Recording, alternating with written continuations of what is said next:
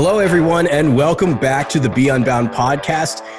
This week, I'm joined by our COO Megan Weber and our CEO Jonathan Brush. I figured if the directors can have their own podcast, so can the executives. So I'm joined today. This is the executive podcast, and we just want to share some business updates, some company updates. Now that we are officially past the deadline for fall applications to the new Ascend program, I thought this would be a good time to kind of touch base and to just kind of share what's going on. Now, if you're watching the video version of this podcast, you might notice that I'm wearing my College Shouldn't Be a Death Sentence t-shirt. Now, it's got the old Lumerit branding on there, and this is just in solidarity of the fact that as of September 1st, the Lumerit brand no longer exists. But fortunately, Unbound is still here and kicking, and we're really excited to be here with you guys and to continue to have this community and to continue to provide what we can for you guys. So obviously, you can go to, as you've probably heard by now, you can go to beunbound.us/spark to learn about Apex Spark events. So those are the 4 regional events that are replacing Apex this year because unfortunately, we had to cancel the national event due to the coronavirus pandemic. So if you're interested in a regional event, if you want to graduate with your friends, if you want to celebrate and be exposed to some great content, then go to beunbound.us/spark. But with that, I would like to just kind of get an overall company update from Jonathan. Now, you've been doing these weekly updates lately, which I think have been really helpful. And so this one we could cover all the way from when we launched on January or July 1st to now, which today, the day that we're recording, is August 31st.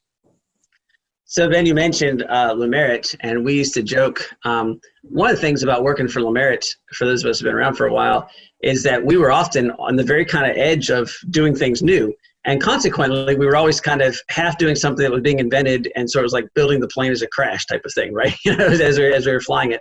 And so we used to laugh and say, I've been at Lumerit blank years. That's approximately 2.5 centuries in Lumerit years or whatever. And so we used to laugh about that and honestly laugh about it in sort of like a pride way. Like it was kind of cool that we were kind of doing this thing. I'm not sure what the ratio is for Lumerit years, but Unbound years seems all of a sudden to be on an exponential level a lot higher. Somebody asked me, when did you guys start? And I was like, oh, it feels like about a lifetime and a half ago. And I was like, yeah, it's been about 4 weeks. Yeah. and that was kind of an interesting sort of thought to look at that. And so it really has been a wild ride. And I say that in a really positive way. I mean, for the most part, everything that has happened has been really good and pretty exciting. Obviously, there's been some bumps, things that go exactly the way we expect them to, and those kinds of things. But in general, stuff has gone very, very well. And we got all the legal stuff and paperwork done on the last day of July. We launched the beginning of August, and then that meant when we launched, we literally had nothing. So, we had a website to build, a new brand to come up with, all the branding to go with that, all the content, all of which was done by Ben Billups with just some slight help from the rest of us. And so that was pretty amazing to watch and amazing to see how that go live. Then if, you think about a website and a business, on the back end are all these systems, right? So there's a ton of accounting systems and accounting practices and all those. And so Megan was working like crazy to put all those things in the background. And then, there's a piece where you just got to kind of get out there and find people to connect with. And we realized right away that really we didn't have the time, even if we'd have had the budget, and we really didn't have the budget either, but we didn't have the time to kind of do any kind of traditional sort of marketing in terms of ad buys and stuff like that. So if we're going to get this thing moving and make people aware of it, we really had to work through partners. And so my end of the business has been spending a lot of time talking to a lot of people. That's been really cool. We've had some phenomenal alliances here with groups and organizations and people that have done everything from signed official agreements with us, so we're kind of partnering with them in various ways, to just volunteering to help us. And so that's been pretty exciting. But it also has meant that we've talked to a lot of really interesting people. And so that's been kind of a cool, I think for me, sort of unexpected blessing, is just all the folks that we've been able to talk to. So we really literally have gone from sort of nothing, from scratch, to a website, to functioning systems, to accounting systems, to billing systems, to phone systems, to email systems, to nobody really knowing what was going on, to getting the word out to current students, new students, attracting new people in that have never heard of any of this stuff before and talking to them. And now sitting here on the last day, watching a class come together and watching some of those things being finalized even as we speak. So it's been fun. It's been exciting. It's been hard in some ways, but a term I've used a lot is that I'm concerned, meaning that there's a lot of important things that have to happen. We have to make sure we get them right. And I'm consumed. And what I mean by that is that, this is what I do kind of from sleep to sleep, and I dream about in the middle. And that's kind of the way it should be right now. That's not unexpected. That's not bad either.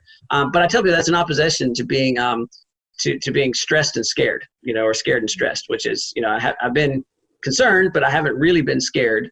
I've been consumed, but I haven't really been stressed. And we may get to some of that before we're all done. But for right now, it's been a fun 4 weeks. So that's my perspective. And that's kind of, I don't know, I'm not sure what the right height is, but the 30,000 foot view, kind of the real big bird's eye view of what's happening at the moment. Yeah. Yeah. So I think when you say 4 weeks, you actually mean 8. And when you say we wrapped up the legal stuff in July, you actually mean we wrapped it up in June and we started in July, not we started in August. Yeah, see, already that whole time thing has been a little bit bent. Yes, that would be correct, Megan. And that's why we have people that think at 30,000 feet and people that actually know what's going on the ground. And Megan always knows what's going on the ground. She also knows what's going on at 30,000 feet, too. The opposite is not true. I sometimes know what's going on at 30,000 feet and rarely know what else is going on anywhere else. But yeah, you're right. 8 weeks does sound a little more reasonable. So, Yep. Just a little. Well, in terms of, you are right in terms of how long we've really had something to market. So like, as long as we've had a website up and actually been able to like take payments and things like that, that's been more like 4 weeks because we had to build some of that in that first month. So, I mean, all of it's just been on an accelerated timeline. The whole thing feels like 2 weeks to me for all I care, but it's just been like a bum rush. It's crazy. Yeah. But something we could start with Megan on this one, but something I'd like to hear from both of y'all on, and I'll pitch in some thoughts here too, which is just what's something that you've learned over the last 2 months? Well, when you shared that question, one of the first things that came to mind is just how to move into a new role. I am much more of an on the ground kind of person. So learning how to think at the 30,000 foot view and what I simply shouldn't be doing, and then had to explain it to other people. Some things I've let go of and then decided, nope, we actually really need to do that, but I'm not the person to do that. And so figuring out how all of that works. I've also learned a lot of practical stuff. I've got a stack of 200 pages of insurance documents sitting next to me that I have to read through, and it still doesn't make a lot of sense, but we're making progress there. A lot of accounting systems, my degree's in accounting, and I'm still having to go back and relearn stuff and see it practically play out because I've never done that. Mm-hmm. So there's just a lot of new parts of my role, some old parts, but a lot of new. Awesome. What have you learned, Ben? I'll turn that around on you. Let's see. I would say one of the things that definitely sticks out to me is it's interesting because it's like I knew Unbound was great. Like that's why I joined. I knew that it had a lot of potential. I knew what it could do for students for a long time. And like that's why I joined. What I didn't really realize until we really got started in the last 2 months was how much everyone else agrees with that assessment. Not just from the perspective of our investors, but also our partners. It's like homeschool groups all over the place, government schools like Patriot Academy and like speech debate clubs and leaders from all these different parts of, they come from different walks, different educations, different backgrounds, and they all look at Unbound and say, this is an amazing opportunity for students. And that's been really encouraging. And to a large extent, that's why I believe that like that primary limitation, just like you're talking about earlier, is really our timeline right now. But everything else is like an A+ in terms of like what I see right now. Like the financials are good, the product is good, the student experience is great. And like all of these things are so good that in my mind, there's no way that with enough time, like it's going to succeed. And so just in terms of like really having that realization and having that validated from the outside has been really cool. Things I've been learning on a personal level. I resonate with some of the things Megan's been saying, and some of this is stuff that I started to learn about in my last job, which is just that I'm the type of person, I'm very like execution oriented. So it's easy for me to like want to put my hands on all the dials and like turn everything, but that's not the most efficient way. It's like sometimes I'd rather go back and forth with somebody about email copy 3 times rather than just write it myself, because that means we've got 2 people that can write email copy. And even just something as simple as that can really increase the team's overall productivity down the line. And so kind of really stepping into that perspective has been new too. Yeah. I feel like I read a quote a while back, maybe it was from Michael Hyatt, on, every time you get promoted, like the temptation is to keep doing the job that you were doing. And the reality is you have to hand off that job in order to be able to do your new job, or you won't do your new job effectively. So I've been trying to remember that a lot. Mm-hmm. Yeah, I'd echo some of the same things. It was interesting. We had a really cool small team in what we were doing before.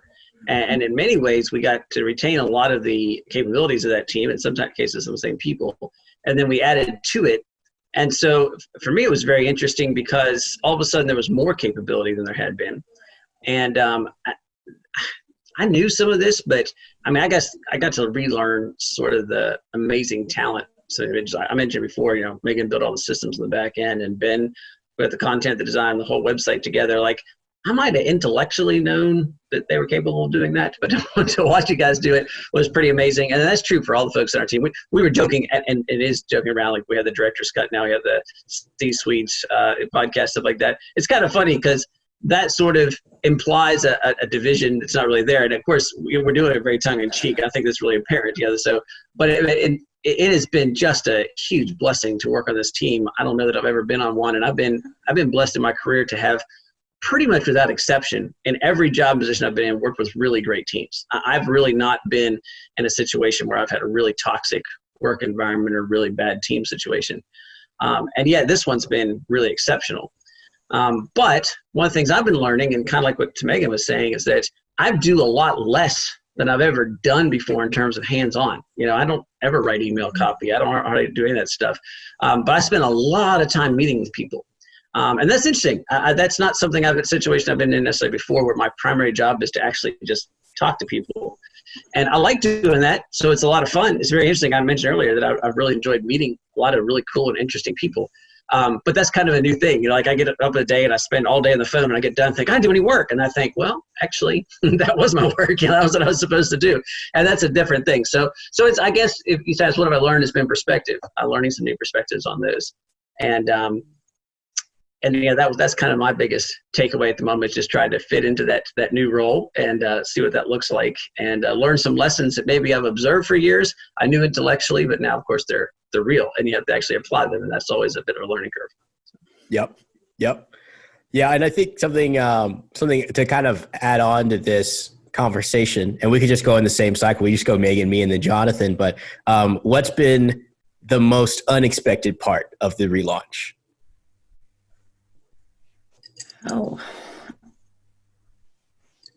I put myself second so I could buy some time. Yeah, thanks, Ben. Gosh, how nice. I think there's just been a lot of little things that crop up, little things that are needed that I didn't expect. So I like to have a project plan. I like to be well ahead of the curve. I'm very much the planner who just got a game plan, can see all the little details. And so to see little things crop up and, we need a phone number. Of course we would have needed a phone number, but it took me 2 days to set up the phone number, and it should not have taken 2 days to set up the phone number. Some of these little things, as I've learned them, have taken a lot of time. And so maybe similar to what Jonathan's saying about, being on the phone all day, I've gotten to lots of days said, man, that was just not as productive. So just seeing though, like that it is still supporting the team, it is still getting the little things done, or coordinating with my team to figure out how to get it done. Spark has also been a big part of the relaunch for me. The rest of the team has been really focused on selling Ascend. I've been working hard with the cabinet, with Olivia Jacks to get the Spark events up and running. That was a big part of the relaunch that we didn't expect. We expected to execute on Apex like usual, and I've been planning events for 7 years, but Spark is still a totally new thing. And so it's a little unnerving to be planning something so different and so big, especially in the middle of COVID. Yeah. And there's some crossover there for me for sure. Like one of the things, it's like I didn't expected we'd have to cancel Apex. That didn't occur to me until, we really came to the point where we had to make that decision. And so then pivoting to all these local events. I haven't been nearly as involved in the logistics, but it's like just having to adjust to that has been really interesting.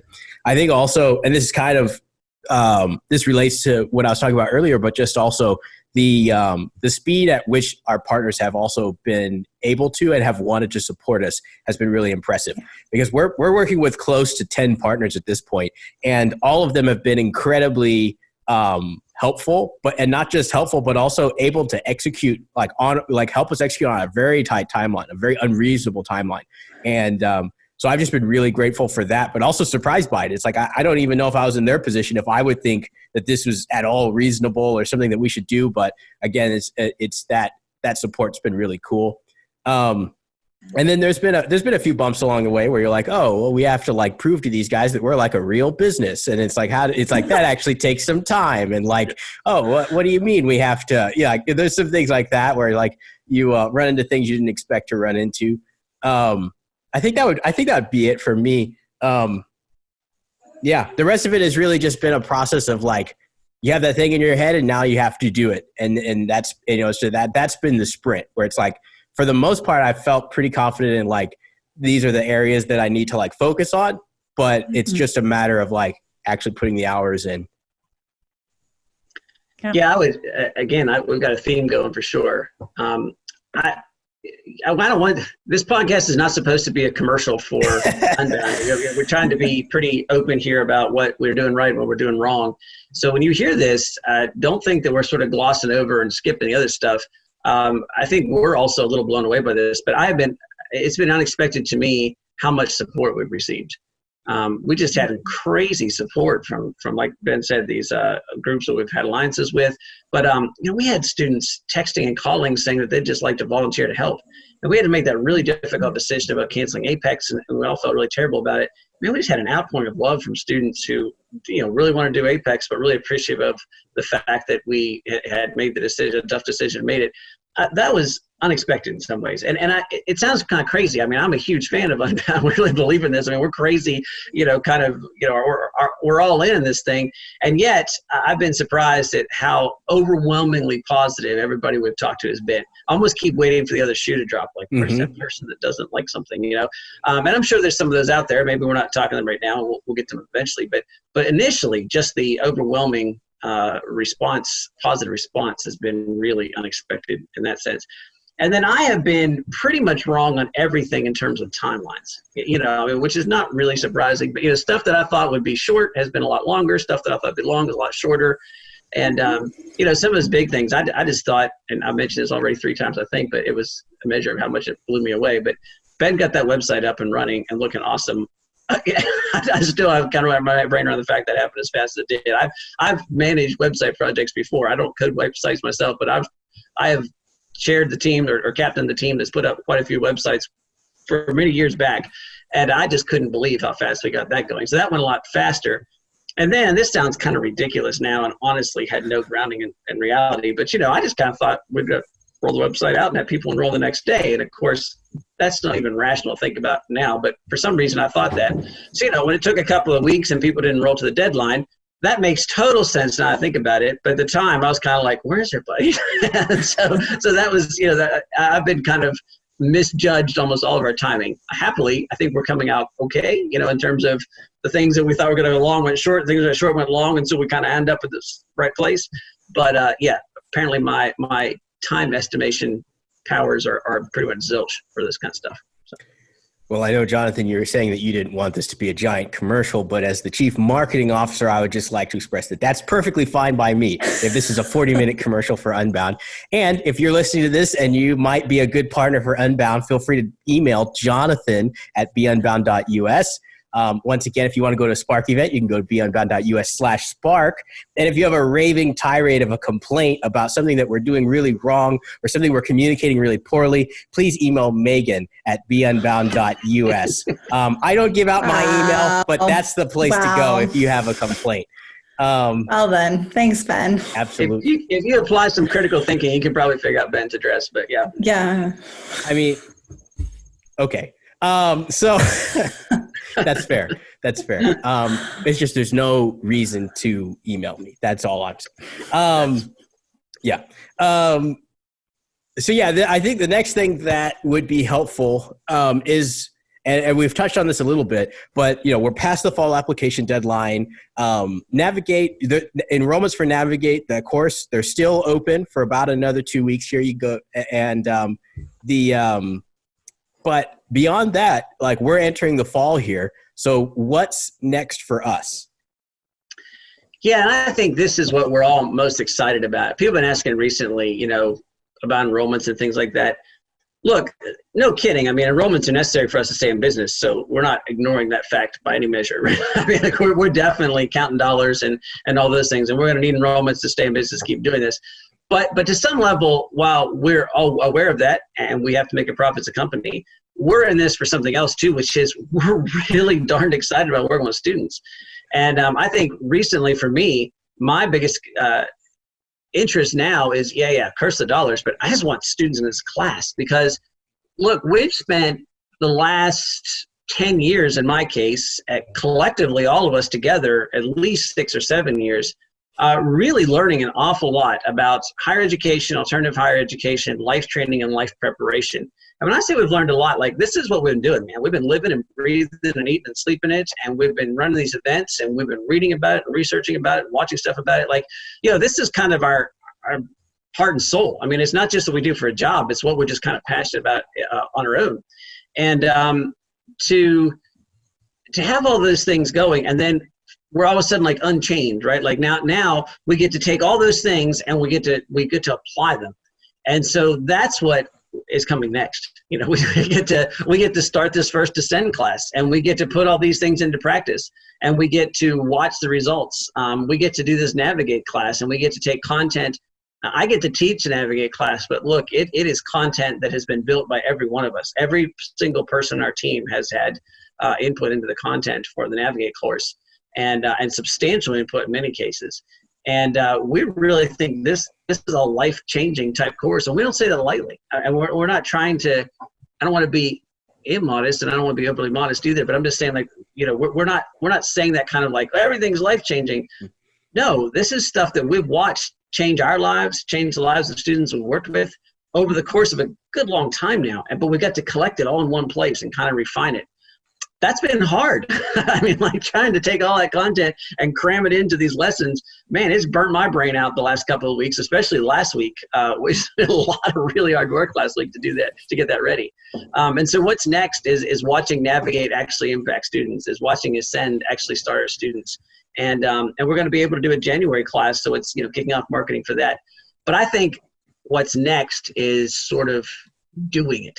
We all this prep work, building all this stuff, setting up all these systems, all this marketing, all these alliances, all these working with different people, all these phone calls, all these meetings, comes down to this. This is why we're here.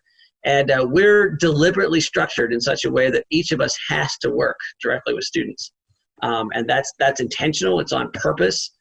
We've laughed about our director departments of one. The reason people have titles like chief and director is because we have learned over the years that we can't run a community like this without substantial student leadership. And so every single one of our people, and this is kind of a unique thing, they're hired for their technical expertise in their position, but they have to be able to manage student teams. So, Ellie and Victoria on their director's cut said, that we're a director of one person. That's not going to be for long. They're going to be a director of multiple people here soon as our teams get kicked off and as those things come in. And that's why we're here. I mean, that's what we want to do. And I'm just ridiculously, unbelievably excited about that. I cannot wait to actually put this stuff into action and go forward with this. And we're joking a little bit about this being a commercial. Let me just tell you, I was just visiting a traditional college, and a friend of mine whose son is going there, son is a friend as well. And, obviously they have substantial challenges with COVID and all that kind of stuff. And I'm looking at what's there. And look, there are certain cases where I'm a huge advocate for traditional colleges. There are certain things that if you're looking for, that's the only place you can do that. So I'm not, hear me correctly on this, right? I mean, if you're looking for the best academic experience, if you're looking to do certain academic disciplines, that's where you need to go. But at the same time, I was looking at the shortcomings of that and some of the things that they don't do well. And man, we do those things really, really, really, really, really well. And I just can't wait for our students to be able to experience that and to kind of put that into action. So that's what's next. Doing it, making it live, making it real, making it happen. And the Spark events are next. And that's, I just was on a business trip last week. We were talking before this podcast started. It's a very strange feeling going out and traveling these days. And so I'm not sure exactly what that looks like, but man, I cannot wait to get out and see students live again. And we are really excited about that. So it's been a weird year. I mean, we've gone the longest, I think, especially for Jonathan and I, that we've gone in the past 7-8 years without seeing students by and large. So this is exciting. Well, yeah, you talk about some strange things. Like, this is the longest I've ever gone without seeing students. By months and months and months. I typically interact with students at least every other month and typically every month, right, in some sort of setting. And so that's very strange. This is the longest I've gone without being on a plane since I was probably 16. So I don't ever remember it. It's like that. And then here's a bizarre sort of strange stat for you. I stayed in a hotel last week for this trip. I went down and did the Homeschool with Confidence convention, which is an online convention, but they had all the speakers come to the same place. They had like studio set up and stuff. So I went down to Norfolk and spent the night there. And as I was getting ready to do that, I thought, wow, this time period just passed. That is the longest I've slept in my own bed since I was probably 5 years old. No kidding, because my family did a lot of travel. And then I went to college, and then I've had jobs that required travel. And I've never had a longer term where I was sleeping in the same bed this many nights in a row. It's just been a really odd year for lots of reasons, but particularly just in terms of the rhythms of work and interacting with students, it's felt really different. And so maybe that's why we've got all this pent up excitement about seeing students and working with students now. So. That's crazy. I didn't realize that. That's wild. Yeah. That's wild. Well, I think that dovetails really well into my last question. This one's for Megan, which is basically, for the last few weeks, we've been encouraging students to send us referrals for this fall class deadline. And now that we're past that deadline, I think, it's a logical question, logical next step. If I were a student in the community, in the Unbound community right now, like, what can I do now to help? Yeah, totally. So I've gotten the privilege, maybe a little more so than everybody else on the team who's been working really hard on Ascend. One of my priorities has been to keep the community running. So forums, Facebook, and power calls. And I am really interested in hearing student ideas.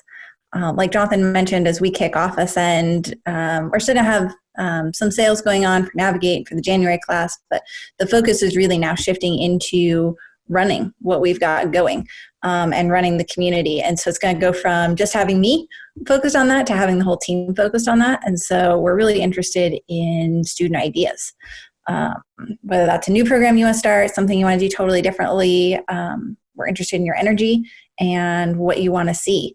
So definitely, if you have any ideas, hit us up on Facebook, send us an email, schedule a call. We would just love to talk to you. I've gotten to talk to some students in the last few weeks, be on Anthill. It's just been super fun. So you can expect to see us around more. And I know for one, I'm really excited about that.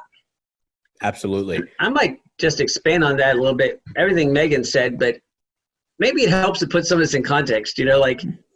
Megan, I remember when we first kicked the community off, and there was all this excitement and just explosive excitement, and it created a lot of the systems that we have today.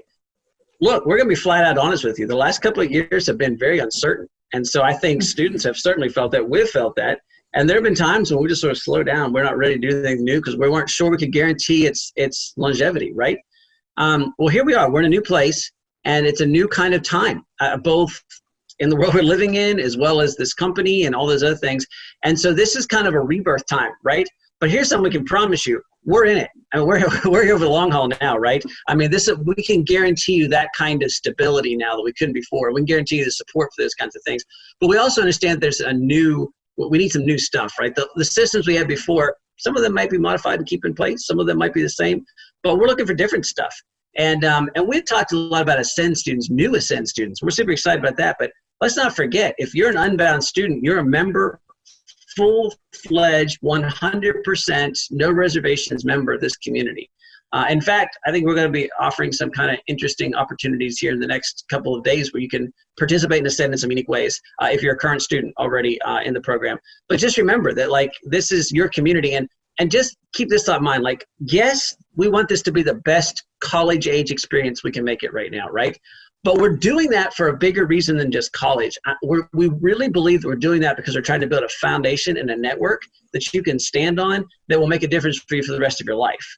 And so with that in mind, we're just really challenging you. Okay, now that you know that, now that you know our commitment, now that you know the potential, now that you see the world and the kind of challenges we have before us, man, we're going to need a network. we're going to need some support. And so get us the ideas. Let's dig in and let's build this thing. And yes, we've been pretty darn busy here the last 8 weeks, getting everything ready and stuff like that. We're pretty consumed by it, and we'll be busy going forward. And we ought to be. That's our job, right? But we're going to be busy, a different focus now. Now we're going to be able to focus a lot more on students, and so we're looking forward to that. But this will work only if you guys get engaged or re-engaged, and we cannot wait to hear the ideas that you have. And we're just basically promising you fertile ground if you want to plant the seeds. Well, I don't think I have anything better to end the podcast on than that. And so thank you guys for tuning in once again. If you ever have questions or comments about this podcast or ideas for topics, you can email podcast@beunbound.us. And once again, if you're interested in Spark events, you can go to beunbound.us/spark. We will see you guys next week.